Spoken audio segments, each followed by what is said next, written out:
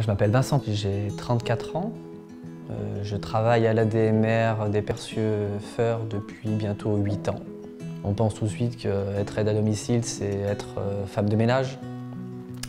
Sauf qu'en fait, c'est beaucoup plus que ça. Mon engagement par rapport à l'aide de la personne âgée, c'est un petit peu un ensemble. On apporte autant que nous apporte. Ça va faire 3 ans que je suis référent polyvalent à l'ADMR de Feurs. C'est-à-dire que je passe souvent mon temps au bureau pour essayer de trouver peut-être des solutions avec des clients. C'est également accueillir les nouveaux salariés. Moi, ce qui m'attache le plus dans ce métier, c'est de savoir qu'on est là pour une chose importante, c'est que la personne puisse rester à son domicile le plus longtemps possible. Et le fait que nous, on puisse aider au maximum cette personne à rester chez elle, c'est ce qui fait que je suis content de me lever le matin pour aller au travail. Le matin surtout, c'est vraiment de l'aide vitale, on va dire. C'est-à-dire que je vais aider la personne à se lever, à déjeuner, à faire sa toilette, donc tout ce qui est hygiène. Du temps de midi également, on va intervenir pour l'aide au repas. Donc la plupart du temps, voilà, on va cuisiner, on va préparer, discuter également avec la personne, échanger, passer un bon moment. Et les après-midi, la plupart du temps, ça peut être de l'entretien du cadre de vie, donc ça peut être ménage, repassage, et quelquefois des sorties également. En fait, l'avantage dans ce travail, c'est que les journées ne sont pas toujours les mêmes. C'est faire en sorte que quand on va partir de chez eux, ils aient passé un bon moment. Et que si on n'était pas là, ils ne pourraient pas rester.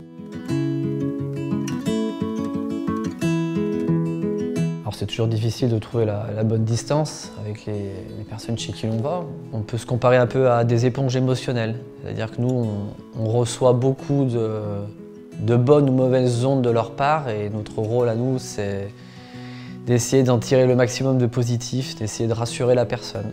Il faut faire attention de ne pas prendre la place de la famille, bien sûr.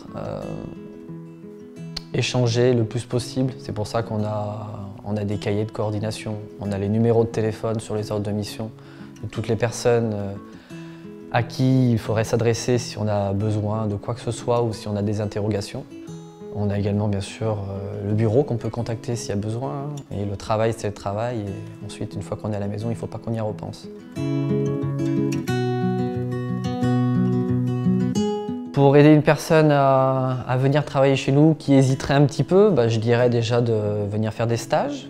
Certains ne se rendent pas compte que derrière il y a eu beaucoup d'échanges, il s'est passé beaucoup de choses et que finalement faire la poussière, c'est pas le but de nos interventions la plupart du temps. C'est d'échanger avec la personne et de passer un bon moment avec elle. J'essaie toujours d'avoir un petit peu d'humour avec les personnes. J'essaie toujours de les taquiner quand je connais un petit peu leur caractère, quand je sais qu'elles peuvent recevoir ce genre de réflexion. Et je sais qu'en retour, elles le font aussi. Donc, on peut dire que oui, on passe quand même plus des bons moments que des mauvais, tout à fait.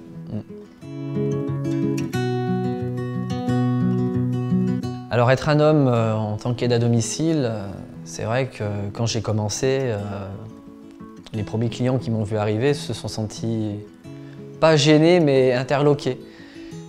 Beaucoup me demandaient, mais comment ça se fait que vous faites ce métier? C'est un métier de femme.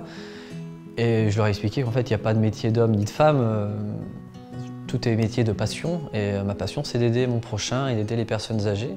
Aider, c'est mon métier, non, c'est aider, c'est ma passion, plutôt. Voilà.